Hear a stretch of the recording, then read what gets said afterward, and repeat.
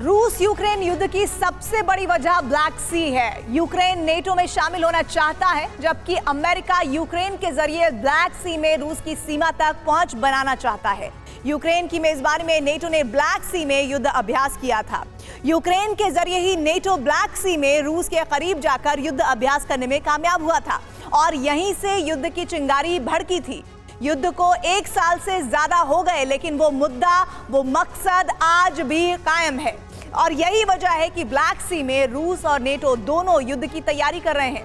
Ukraine को हथियार देकर अमेरिका अपने इसी मकसद को पूरा करने में जुटा है, जबकि रूस परमाणु हथियारों के दम पर नेटो को जवाब देने की तैयारी में है। 14 अप्रैल 2022, काला सागर। आज से ठीक 1 साल पहले 14 अप्रैल की इसी तारीख को काला सागर में रूस की बादशाहत पर हुआ था बहुत बड़ा प्रहार। सन्न रह गए थे पुतिन, हैरान हो गई थी पूरी दुनिया, सदमे में आ गई थी रशियन नेवी। धमाका ब्लैक सी में हुआ, लेकिन उसकी गूंज मॉस्को और क्रेमलिन के प्रेसिडेंट हाउस तक गूंज गई। रूस जिस यूक्रेन को अदना सा देश समझ रहा था, उसी ने मिसाइल दागकर रूस के डिस्ट्रॉयर मॉस्को को डुबो दिया था। ब्लैक सी के जिस हिस्से में रूस की बादशाहत कायम है, जहां रशियन युद्धपोत बेखौफ चलते हैं, वहीं एक धमाका हुआ और रूस का बेशकीमती वॉरशिप पानी में समा गया। यूक्रेन रूस की जंग में पुतिन के लिए यह सबसे बड़ा झटका है, जिसे कभी भुलाया नहीं जा सकता। रूस को अपनी वॉरशिप गंवानी पड़ी, लेकिन दुनिया के लिए सबसे बड़ा सवाल था कि इतनी बड़ी और ताकतवर नेवी रखने वाला देश यूं जंग के मैदान में मात कैसे खा गया। समंदर में हाई स्पीड से आगे बढ़ता एक वॉरशिप, रफ्तार की वजह से हर वक्त बदली हुई लोकेशन, अथाह समंदर के बीच एक वॉरशिप पर सटीक निशाना लगाना बेहद मुश्किल होता है। यूक्रेन इतना ताकतवर ना तो अंतरिक्ष में है कि उसका कोई सैटेलाइट टारगेट फिक्स करने में मदद करता, और ना ही समंदर में यूक्रेन इतना पावरफुल है कि वो रूस के युद्धपोत को चुनौती दे सकता था। लेकिन फिर यूक्रेन ने अपनी जमीन के करीब मौजूद एक वॉरशिप पर सटीक निशाना लगाया। यूक्रेन की 2 मिसाइलों ने एक के बाद एक टारगेट को हिट किया। ये सब कैसे मुमकिन हुआ? रूस जानता है कि जो हुआ उसके पीछे अमेरिका का हाथ था, और वहीं से ब्लैक सी को लेकर नेटो और रूस के बीच एक जंग की चिंगारी सुलगी, जो अब 1 साल बाद पूरी तरह से धधक सकती है। ब्लैक सी पर युद्ध भड़कने की आशंका सिर्फ मॉस्को पर हमले का 1 साल पूरा होना नहीं है, वजह बयान और बैठकें हैं। बुखारेस्ट में ब्लैक सी की सुरक्षा को लेकर समीक्षा हुई। यूक्रेन के विदेश मंत्री कुलेबा ने नेटो से गुहार लगाई, नेटो से ब्लैक सी में सुरक्षा की जिम्मेदारी लेने की अपील की। यूक्रेन की मांग का जवाब मॉस्को से भी दिया गया। क्रेमलिन प्रवक्ता दिमित्री पेस्कोव ने इसका विरोध किया। उन्होंने कहा, ब्लैक सी में नेटो का वर्चस्व कभी बर्दाश्त नहीं किया जाएगा। ब्लैक सी को लेकर जैसा माहौल 1 साल पहले बना था, इस बैठक से एक बार फिर वैसी ही गर्माहट है। रूस यूक्रेन युद्ध की शुरुआत की वजह भी ब्लैक सी को ही माना जाता है।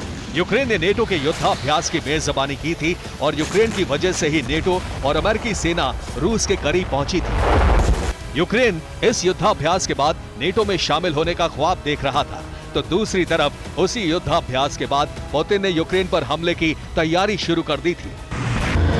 अब अगर फिर नेटो ने ब्लैक सी में वर्चस्व बनाने की कोशिश की, तो निश्चित तौर पर रूस परमाणु हथियारों के इस्तेमाल से भी बाज नहीं आएगा। अमेरिका, नेटो या यूरोप का कोई देश अगर रूस से टकराएगा तो पुतिन क्या कर सकते हैं, इसका ट्रेलर भी रूस के रक्षा मंत्रालय ने जारी कर दिया है। जिस ब्लैक सी में कुछ दिन पहले रूस के सुखोई फाइटर्स ने अमेरिका के ड्रोन को मार गिराया था, उसी ब्लैक सी में रूस की नौसेना की पनडुब्बियां एक्शन में दिखी। ब्लैक सी में पहली बार रूस ने अपने युद्धाभ्यास में पनडुब्बियों से Poseidon under water missile fire की है। ये रूस की वही मिसाइल है जिसके दम पर रूस की नौसेना सिर्फ 90 सेकंड में पूरे ब्रिटेन को समंदर में डुबोने की धमकी देती रही है। ब्लैक सी में नेटो ने भी सी शील्ड 2023 नाम का युद्धाभ्यास किया था। नेटो के इस युद्धाभ्यास में Romania, Moldova, Bulgaria, France, Greece, तुर्की, अल्बानिया, पोलैंड, पुर्तगाल के साथ ब्रिटेन और अमेरिका के सैनिकों ने भी हिस्सा लिया था। अप्रैल की शुरुआत होते ही एक बार फिर ब्लैक सी में नई हलचल है। पुतिन के ऑर्डर पर Russian navy 6 missile carriers, 2 submarine लेकर ब्लैक सी पहुंची थी। युद्ध की शुरुआत से ही यूक्रेन पर रूस का सबसे घातक हमला ब्लैक सी से ही हो रहा है। दावा तो यहां तक किया जा रहा है कि ब्लैक सी में रूस के करीब 70 से ज्यादा युद्धपोत तैनात हैं। इसके अलावा घातक रूसी सबमरीन्स ने भी ब्लैक सी में डेरा डाला हुआ है। मकसद साफ है, हर हाल में ब्लैक सी पर कब्जा। मगर क्यों, ये भी जान लीजिए। ब्लैक सी की सीमा 6 देशों जैसे बुल्गारिया, जॉर्जिया, रोमानिया, रूस, तुर्की और यूक्रेन से लगती है। इनमें से 3 नेटो के सदस्य देश हैं। रूस का 800 किलोमीटर बॉर्डर ब्लैक सी से लगता है। रूस ब्लैक सी को यूरोप में अपने प्रवेश के लिए आर्थिक द्वार मानता है। इसकी वजह यह है कि ब्लैक सी के जरिए रूस की पहुंच भूमध्य सागर तक है। नेटो देशों पर इकोनॉमिक और पॉलिटिकल दबदबा कायम करने के लिहाज से काला सागर एक स्ट्रैटेजिक पॉइंट है। यही रूस का नेवल बेस भी है। यही वजह है कि नेटो और रूस दोनों इस इलाके में वर्चस्व चाहते हैं। काला सागर को रूस यूरोप का इकोनॉमिक एंट्री गेट मानता है। यहाँ से रूस भूमध्य सागर तक अपनी पहुंच बनाता है और दक्षिणी यूरोप के प्रमुख शहरों में अपने सामान भी पहुंचाता है। यूरोप के कई देश अपनी ऊर्जा और तेल की जरूरतों को पूरा करने के लिए ब्लैक सी को सेफ और शॉर्ट रूट की तरह इस्तेमाल करते हैं। काला सागर में नेचुरल गैस और ऑयल का भंडार है, जिसे रूस कभी खोना नहीं चाहता।